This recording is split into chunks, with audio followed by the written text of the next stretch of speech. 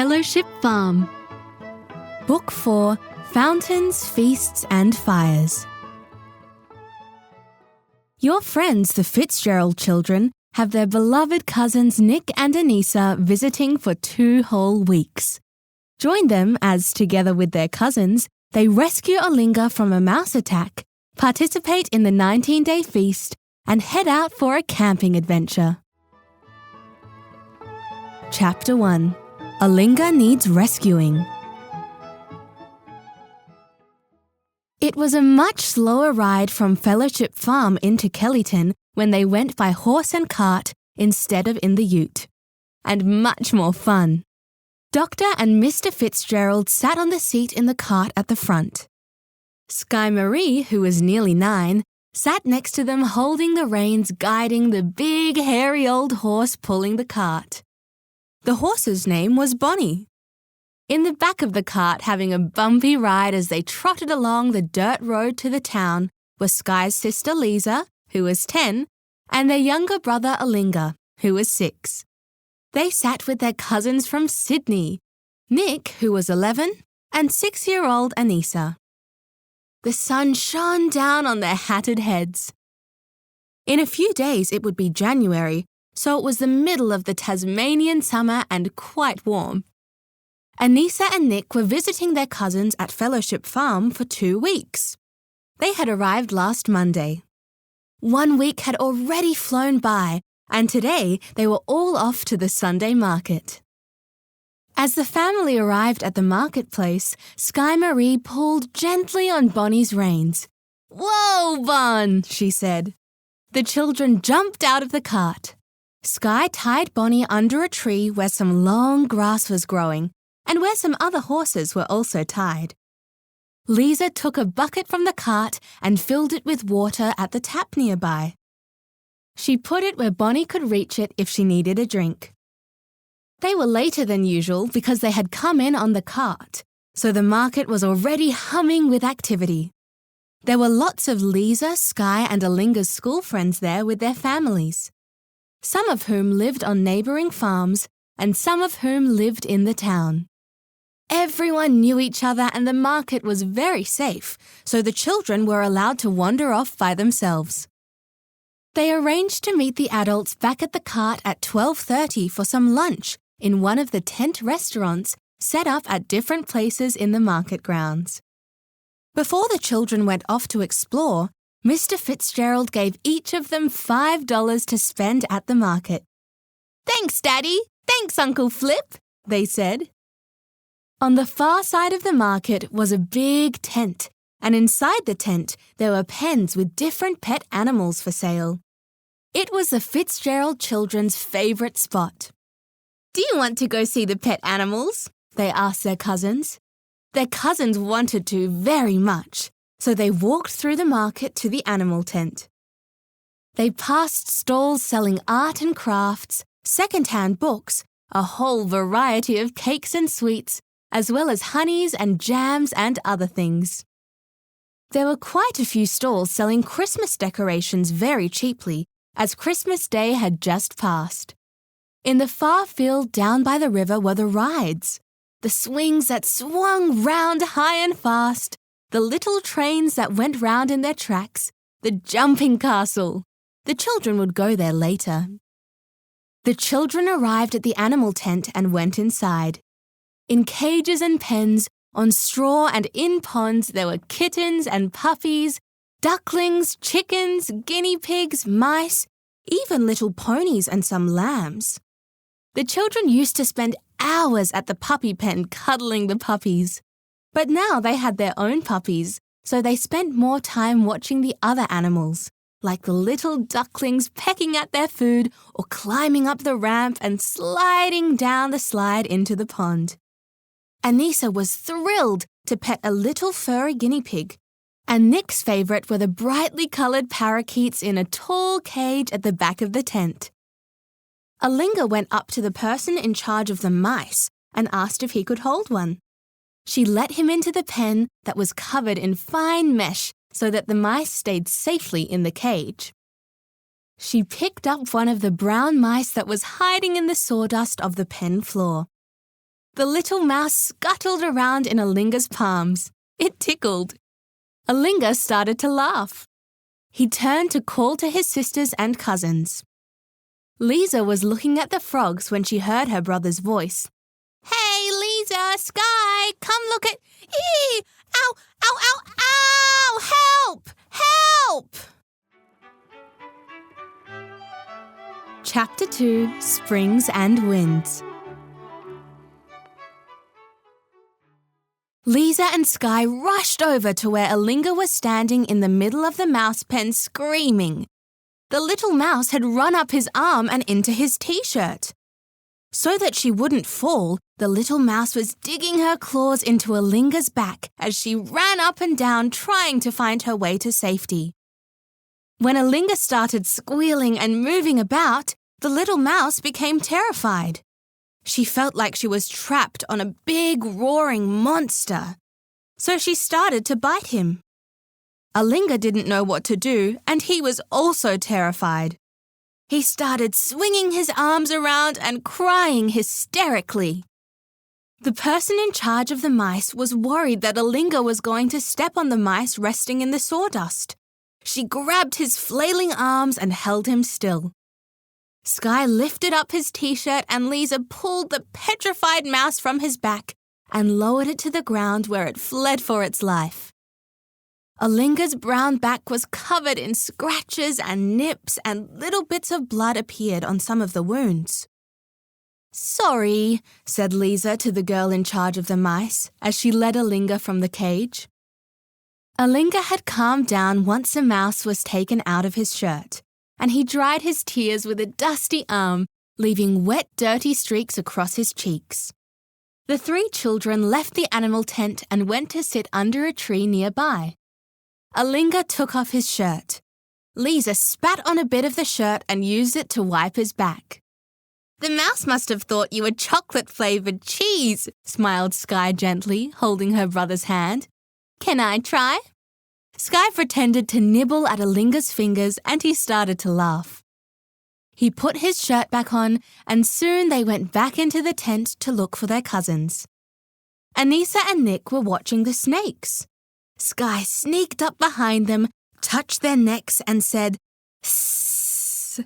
Nick and Annissa sprung backward and squealed. "Don't be scared. It's only me, Sky." She laughed and her cousins grinned. "Let's go for ice creams," she added. "Yes," said Olingah, "ice cream." The children left the tent to look for ice cream. They walked in the direction of the rides down by the river. Near the rides was an old parked caravan which was covered in pictures of different kinds of ice creams. There were dozens of different colours, and then some of them had chocolate on top. Some had coloured freckles, some had red frogs sticking out of them, and some had bits of chopped up banana. The children all decided to have a double cone each, covered in freckles, musk sticks, and Smarties. It was the Fitzgerald favourite.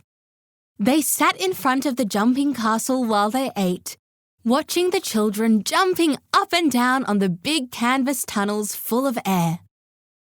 Their ice creams had cost $2 and each of the rides was $3, so they each had enough money to go on one ride. Olingah and Annissa wanted to go on the jumping castle, so when they had finished their ice creams, they bought tickets and then climbed on. The older children stayed sitting on the grass in front of the castle to watch them. "What are you two going on?" asked Lisa. "I'm going on the swings that go round and round up high," said Sky. And Nick agreed. "What about you, cuz?" Nick asked Lisa. Just then, Annissa and Olingah's voices interrupted them. As they jumped high in the castle, Olingah yelled, "Boing, boing, boing," and then Annissa yelled, "I'm a spring, I'm a spring." A spring, thought Lisa. She remembered one of the songs she had learnt in children's classes that year, and she started to hum the tune and murmur the words. "Be a fountain, be a spring, be an ever-flowing thing, for you know that if you do, happiness will come to you. What are you singing, Lise? Asked Nick. It's a song about the fund, said Lisa. Abdul-Baha says we should be like a fountain and give generously to the fund each 19-day feast. Oh, said Nick. So, what ride are you going on? Asked Sky. I'm not, replied Lisa. I'm going to be a spring like Annissa. You're going on the jumping castle? Asked Sky. Nope, said Lisa. Chapter 3. Some exciting plans are made. When Olingah and Annissa had finished on the jumping castle, the children walked along to the swings. Each swing was attached by 4 very, very long, strong chains to a big wheel high in the air. Nick and Sky got on and fastened the chain across their lap. When all the children in the line had found a swing and settled into it, the chairs started to move slowly forward. Then they got faster, and faster, and faster. And the faster they got, the higher they got, and the more they swung out to the side. Soon, Sky and Nick were high above the ground, rushing through the air in big circles. They closed their eyes. The wind rushed past their faces, whipping their hair all over the place. After 10 minutes of flight, the chairs began to get slower and slower. Soon they were down near the ground again, going around gently, and then the chairs stopped completely. Lisa didn't go on any of the rides, and when any of the children asked her why, she just smiled and said, "Boing, boing, boing." It was nearly 12:30, so the children wandered back towards the cart. When they got there, Dr. and Mr. Fitzgerald were already there, spreading a tarpaulin over the groceries they had bought. They had filled the baskets and bags with fruit, vegetables, cheese, and other produce from the market. With 7 hungry mouths to feed, they needed lots of groceries. Mummy took one look at Olingah's face and said with a smile, let me guess. A double cone with chocolate, strawberry, and vanilla ice cream topped with Smarties, musk sticks, and freckles? She took a wet one out of her purse and passed it to her son. Correct, said Olingah, wiping his sticky, dusty face. Don't suppose anyone wants any lunch, said Daddy, pretending to look doubtful. I do, answered each of the children eagerly. Oh, well, that's too bad, said Dad. Unfortunately, you reliable-looking children have been assigned to grocery guard while Romy and I have lunch. Nobody believed him. The family left the cart to look for somewhere to eat. While they were eating, Sky saw her school friend Zoe. Zoe came over and Sky introduced her to the cousins. The last time her cousins had come to visit, Zoe hadn't met them. Zoe told Sky and the family that she was leaving tomorrow to go camping with her own cousins and aunties. They were going to drive to a town near Hobart and then catch a boat and go camping on an island for a week. The children thought it sounded wonderful. When Zoe went back to her parents and left the tent, they turned to Flip and Romy. Can we go camping too? They asked. While they ate, they consulted about the idea. The clinic where Romy worked as a vet was closed for 2 weeks. There was work to be done each day on the farm, but Flip and Romy could pay someone to help with the most important things, like feeding the animals for a few days. It was 2 days until the 19-day feast, which was also New Year for the rest of the people in Kellyton. They decided that they would stay at the farm for 2 more days and go to the 19-day feast in White Rock. White Rock was the next town along from Kellyton. The Fitzgerald family usually joined the 3 families there for feast because they were the only Baha'is in Kellyton. Then they would join some of the other families from Kellyton for New Year's Eve.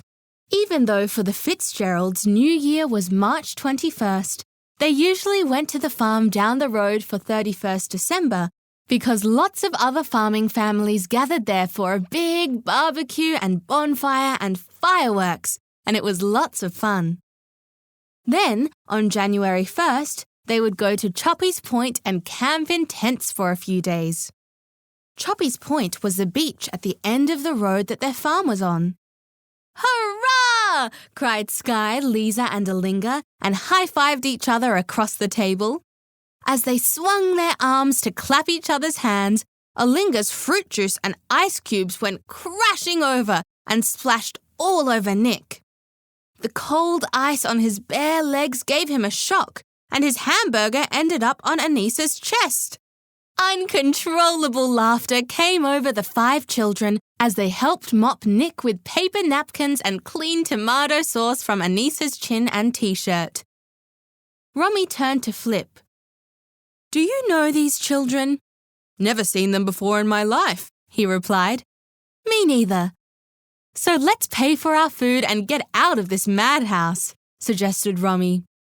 They left money at the till for the food and hurried out of the tent, with 5 giggling children trailing after them. Chapter 4. Off to the Feast of Honour. On Tuesday, they fed the cows a bit earlier than usual, so that they would have time to get ready for the feast. The Baha'i communities held the feast every 19 days. One day, when Lisa and Skye were talking about the feast at school, their friends thought that they were going to a big party with lots of food. The girls explained what the feast really was. Later in the year, when all the children in Lisa's class could choose a topic for a project, Lisa chose the 19-day feast. When the projects were finished, the children each presented theirs to the class. So everyone in Lisa's class learnt about the special meetings that she went to every Baha'i month. And Lisa got 10 out of 10 for her project. The children shined their shoes and put on their best clothes. They brushed their teeth and brushed their hair. Olingah's pants had patches on the knees from where he had fallen at the airport when they were meeting Annissa and Nick. They looked almost as good as new. When she had finished getting ready, Lisa went into her mummy and daddy's room and asked if she could have a little perfume. Romy told her to share some with each of the children. Lisa took the perfume into the bedroom. The others gathered around her. She put a little spray of rose perfume on the wrist and neck of Olingah, Skye, Annissa, and herself. Nick had his own perfume from Uncle Karim and didn't want any. Uncle Karim and Aunt Jen were both very good at sewing. They made lots of things for their community in Sydney. One thing that Uncle Karim made were little zip purses to protect prayer books. Lisa, Skye, Olingah, Annissa and Nick all had one each. So, in preparation for the feast, they put their prayer books in the little purses and put them in Romy's basket. In the basket was a box of homemade biscuits that Romy and Flip had bought on Sunday at the market. Next to the basket, ready to go to the feast, was the Fitzgerald family guitar. When everyone was ready to go, they climbed into the ute. They drove past the farms along their road, through Kellyton Township and along the coast toward White Rock. They arrived at Auntie Ray's house just as 2 other families were arriving. There was only one family in White Rock with children. The children were twin boys. They were only 3 years old, but the Fitzgerald liked to play with them whenever the communities got together. Auntie Ray greeted them at the door of her house. She wasn't really anyone's auntie, but she was more than 80 years old, so everyone called her auntie out of respect. Skye introduced her cousins to Auntie Ray. "Welcome, Annissa. Welcome, Nick." She greeted them with a big smile. Auntie Ray gave each of the adults and children, including the twins, firm handshakes. "How are you all doing?" she asked, stepping aside so that they could enter. "Welcome." All the friends entered the room where the feast was going to be held with quiet respect. They found places to sit on couches, chairs, and cushions on the floor. Auntie Ray's dog, a big golden retriever, could be heard whining gently in the backyard. Usually he was allowed in the house, but Auntie Ray locked him outside when it was feast. Auntie Ray handed out some cards with writings of Baha'u'llah, the Bab, and Abdul-Baha on them. She had decorated them with butterfly stickers. Then she sat down in a cane chair by the door. "Dear friends," she smiled to the children and adults sitting quietly in her living room, "welcome to the Feast of Honor. It is wonderful to have you all here. The theme of the readings today is joyfulness. Sky Marie will start and we'll go around this way, and I'll read the last one. Before we start, though, perhaps the children would sing some of their beautiful prayers." Chapter 5, Mud Cake for Body, Mind and Soul. Flip lifted the guitar to his lap and started to strum. "Love me, that I may love thee. If thou lovest me not, my love can in no wise reach thee.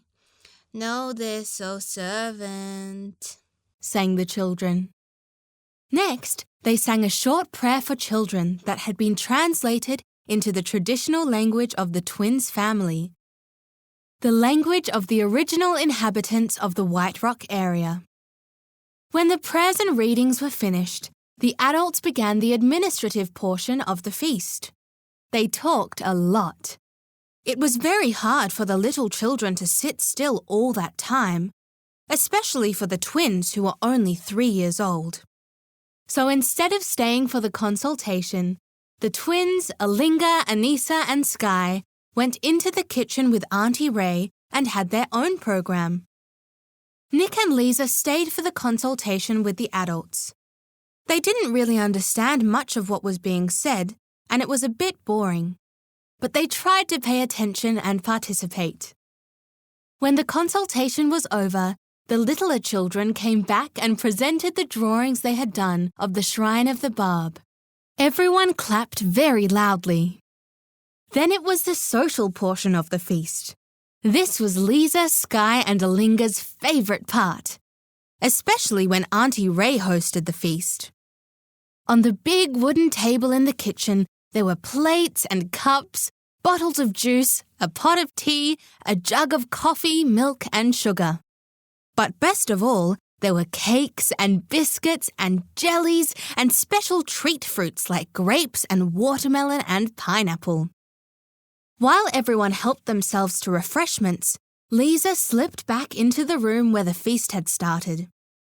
On a little table in the corner were the fund boxes. One of them was a bright green pig that Olingah had made at school and turned into a money box. Another was a decorated box that the children had made in children's classes. Lisa put her hand into her pocket and pulled out $3. She dropped them into the pig. As she did so, she felt very happy. It was strange, but putting her money in the fund box at feast felt just as good as having a ride at the market. It was a different kind of good, maybe even better. Be a fountain, be a spring, be an ever-flowing thing, Lisa hummed to herself. Then she went to have some of Auntie Ray's Mississippi mud cake. When everyone had helped themselves to some of the delicious food from the kitchen, they started to wander back into the living room. Auntie Ray had prepared a game for the social part of the feast. She needed Nick, Sky, and Lisa's help. Auntie Ray took them aside and talked for a minute. When she had finished, Lisa clapped her hands to get everyone's attention. Lisa held up a picture of a garden. The garden was very bare. It had no flowers. just grass and flower stems without blossoms. She explained the rules of the game. Nick is going to read some passages from the writings on the topic of unity. But there is going to be a word missing each time. If anyone knows what the word is, call it out. For each time we get one right, Sky will stick a flower into this garden. If we get 9 right, the garden will be full of different coloured flowers. Now, does everyone understand? Everyone understood, except the twins. But the twins were busy with their chocolate cake and watermelon. "Okay, Nick, read the first passage," said Lisa. "Be ye as fingers of one." The twins' dad, Roger, called out, "Hand!" Everyone clapped and cheered, and Sky stuck a flower on the garden. "Ye are the drops of one ocean!" shouted Olingah and Annissa at once. "2 flowers for that," said Sky, adding 2 flowers to the garden. "They are the stars of one sky." Nope. "Night?" Nope. "Galaxy?" Nope. "Heaven," said Flip at last. "Yes," said Nick, and Sky stuck another flower on the garden. The community quickly filled the garden with brightly coloured flowers. Chapter 6, Unity Goes Missing. It was well past Annissa and Olingah's bedtime by the time the feast was over and the Fitzgerald family was heading back to Fellowship Farm. Everyone was feeling happy, but they were also tired, especially Olingah and Annissa. Olingah sat in the middle of the back seat. He had to share a seatbelt with his cousin when they all went somewhere because there were 7 of them and only 6 seatbelts. As they drove through the night, Sky opened her window. As she looked at the sky, she remembered the game from the feast. "They are stars of one heaven." Olingah started to fidget. It was uncomfortable sharing with his cousin. The belt was too tight. The wind rushing in the window was too strong. The ride home was too long. "Sky, shut the window!" he demanded. "No," said Sky. "I want to see the stars." "Sky!" Olingah whined. "Shut the window!" Sky ignored her brother. Olingah put his hand under his sister's leg and gave it a big pinch. "Ow!" yelled Sky.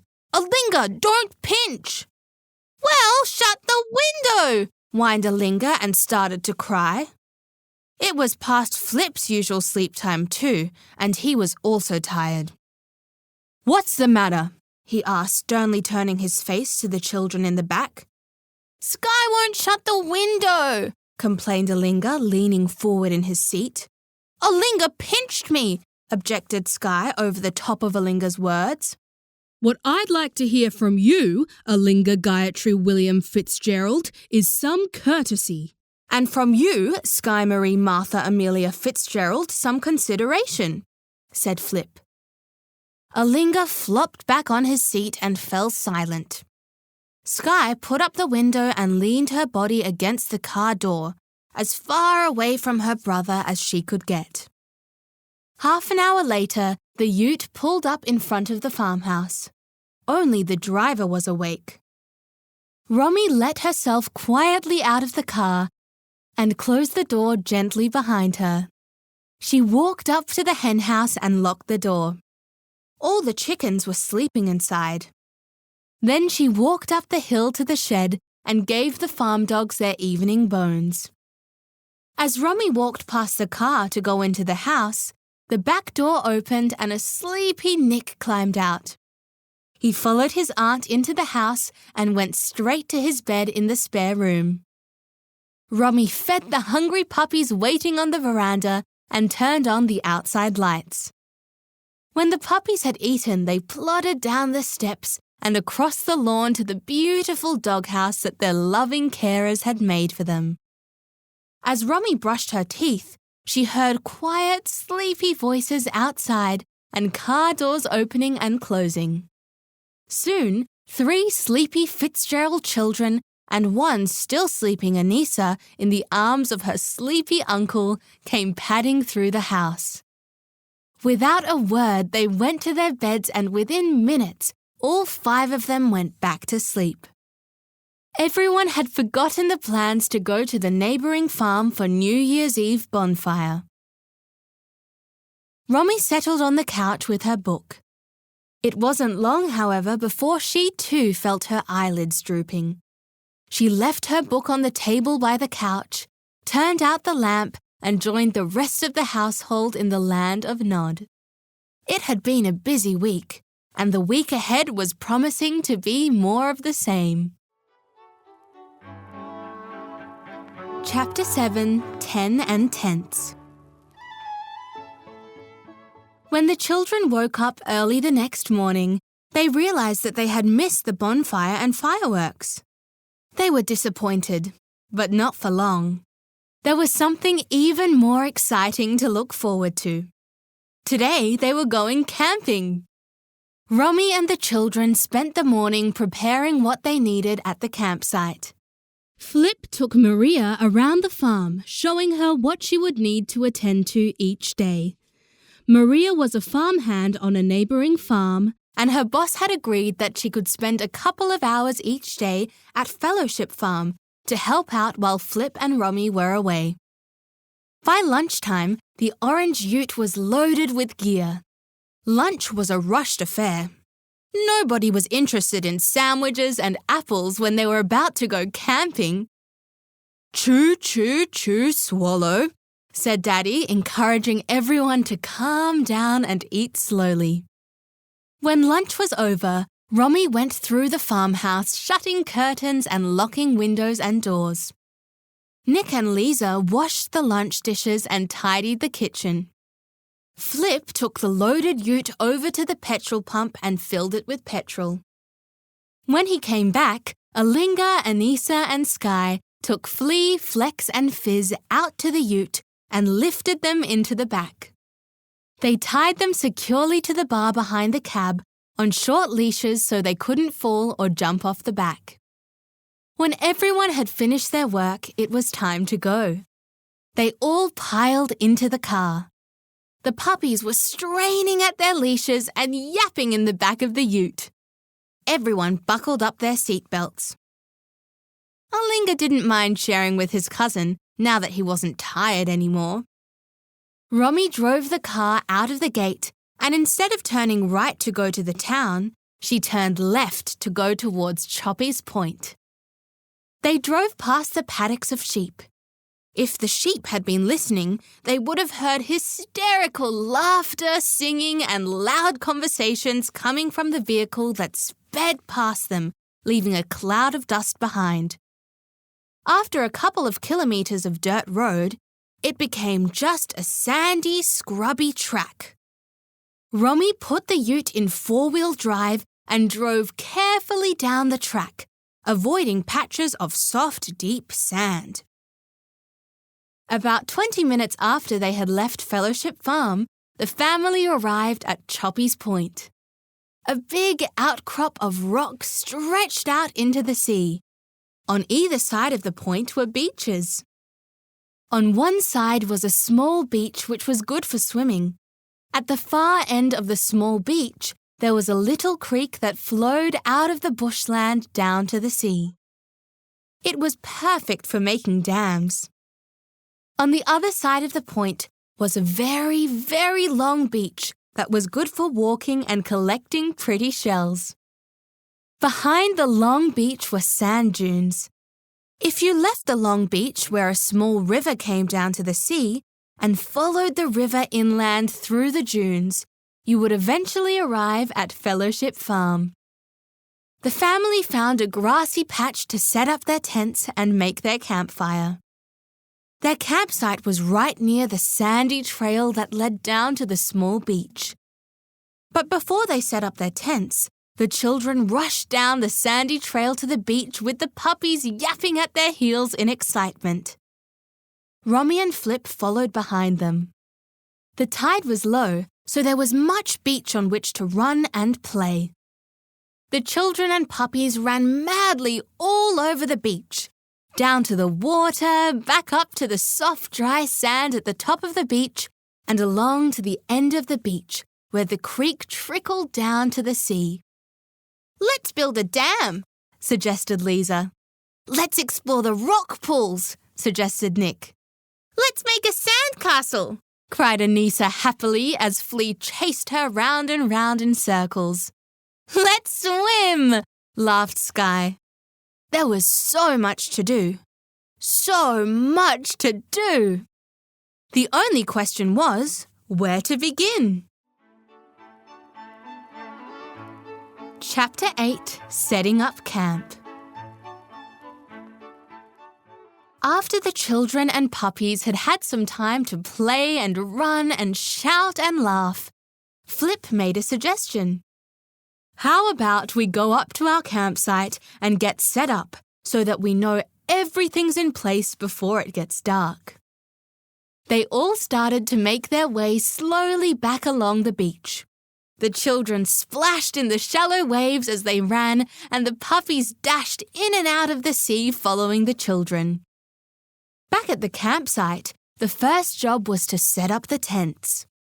There was one small one for Flip and Romy, and one bigger one which could fit all the children. They decided to set up the children's tent first. Flip started sorting through the different nylon bags. Some had posts in them, some had pegs, some had the strings. One big bag had the tent, and one had the waterproof cover for the tent. Sky went to look for a heavy stone to bang in the pegs. Nick and Lisa started connecting the post bits together. Flip spread out the tent and stepped inside. Lisa passed him the poles and the tent started to go up. The puppies were not very helpful. They kept dashing in and out of the tent and tripping people over. When Sky tried to hammer in the pegs that held the strings holding up the tent, the puppies kept trying to stick their noses in the way. "Oh, go away, Fizz," said Sky for the 100th time, butting the puppy with her bottom. But despite the naughty puppies, after about 25 minutes the first tent was set up. The children went excitedly into their new brown and orange home. The tent was shaped like a house, with straight walls and a triangle roof. They zipped up the door to see what it was like with the door shut. It was very cozy. They unzipped the door again and went to get their sleeping bags from the back of the ute. They lay their bags next to each other in a row. First Lisa, then Olingah, then Sky, then Annissa, then Nick. The puppies ran in and out, scattering dirty sand all over the beds. "Let's make some rules for our tent," suggested Nick. "No shoes inside and no sandy puppies." As he said puppies, all three of them rushed in, chasing each other and showering a fresh layer of sand across the ends of the sleeping bags. "Good idea, Nick," came Romy's voice from outside the tent. She and Flip were setting up their little tent. "And perhaps when we finish with this tent, we can talk about a few other rules to keep us safe while we camp." The children came out of their tent nodding. They helped bang in the pegs for Flip and Romy's tent and put the blue waterproof sheet over the top. "Before we do rules, let's all get a bundle of firewood so that we don't have to go looking in the dark later on," suggested Flip. Everyone wandered off into the bush close to the camp, gathering sticks. Flip got some larger logs and dragged them back into the place where they would make the fire later. They also found some bigger stones to use as little seats around the fire. When the firewood had been gathered, they all sat around in their new stone seats to talk about the rules of the camp. "Rule number 1, said Romy. "Gumboots on at all times except on the beach." The children all nodded okay. "Why do we need to keep our gumboots on?" Romy asked. "Because of snakes," said Olingah. And jack-jumper ants, said Lisa. And coals from the fire, said Nick. Very good, smiled Flip. Rule number 2, we only go swimming when there's an adult at the beach. Everyone agreed. Any other rules that you think might be important? Romy asked the children. Unity, courtesy, kindness, generosity, helpfulness, obedience, consideration, courage. Sky rattled off a list of rules. Lisa wondered if her sister might keep going all day.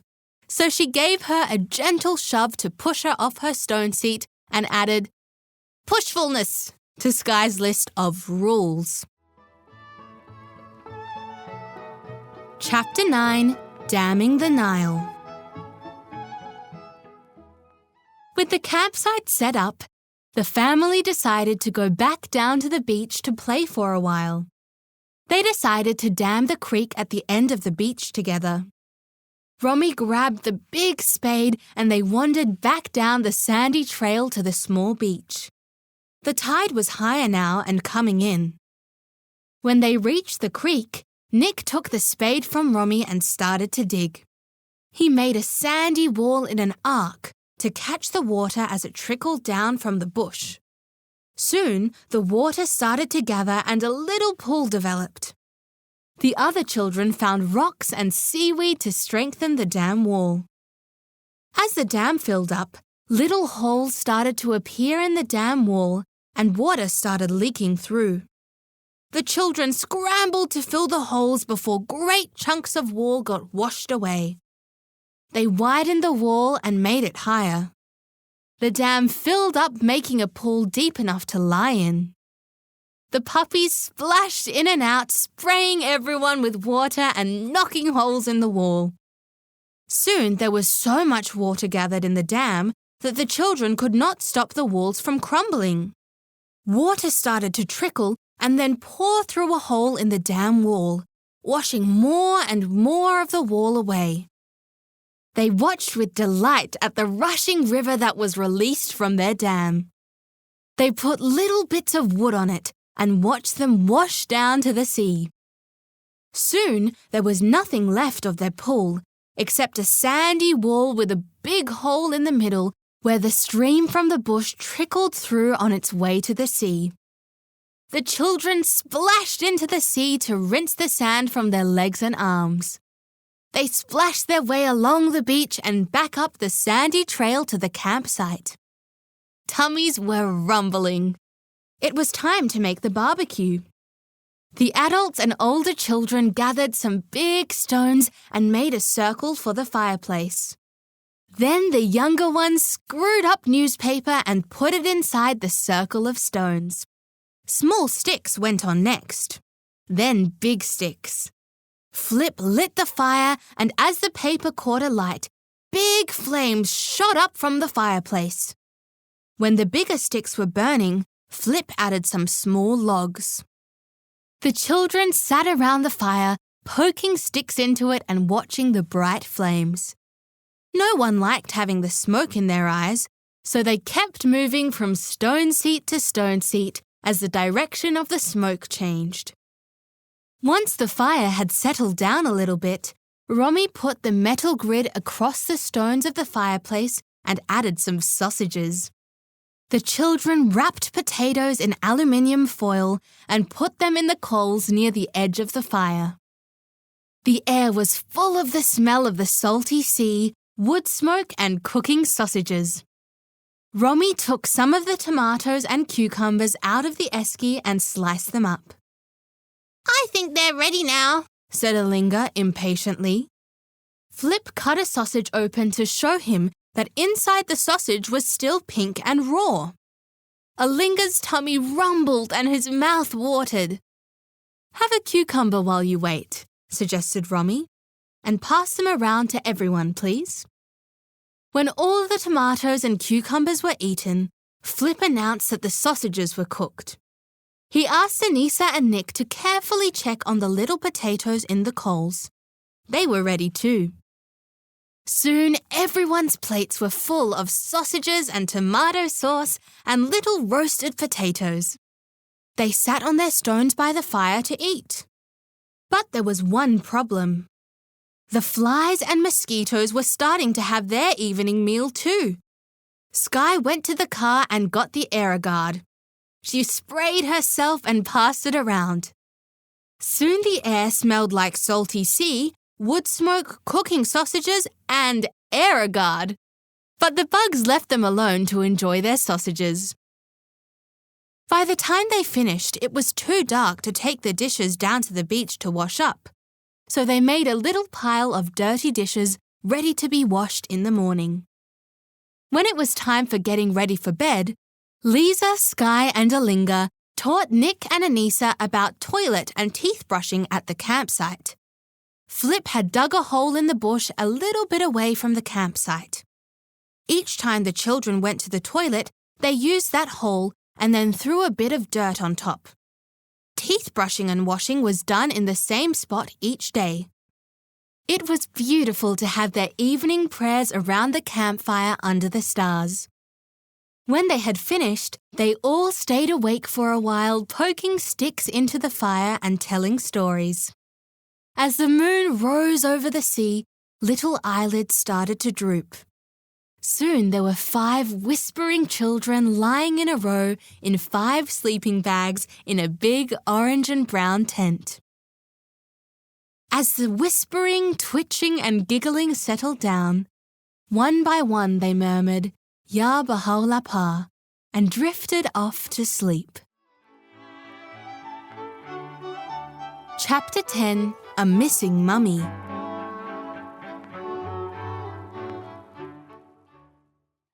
When the children woke up, the sun was just rising. Flip already had the fire going and was boiling the billy to make some tea. Good morning, my sweet loves, he said as little heads with messy hair and smiling faces began to appear at the tent door. Good morning, possums, called Romy. She was over at the ute getting some fruit and some bread for everyone. After prayers, you can all go find a stick with 2 prongs to hold your bread over the fire. The little heads disappeared inside the tent again. The children had slept in their underwear. They pulled on their old t-shirts and track pants and jumpers. As they stepped out of the tent, they slipped their feet into boots that were damp with dew. They took it in turns to go into the bush and use the hole that was their toilet. Then, as the billy boiled on the fire, they sang their morning prayers. Somehow they felt much closer to God out in the bush.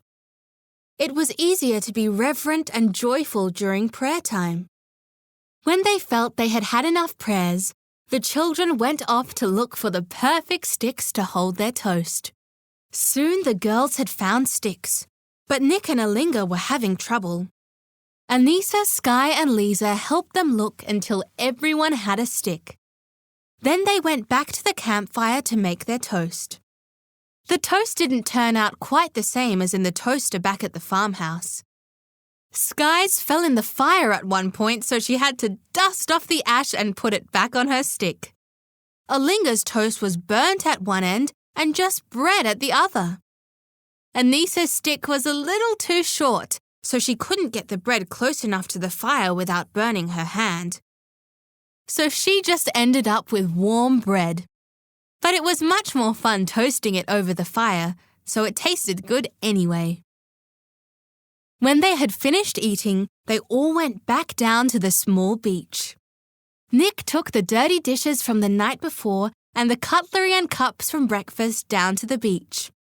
The tide was starting to go out, so he found a pool of water near the rocks and washed them there, using the sand as a scrubbing brush.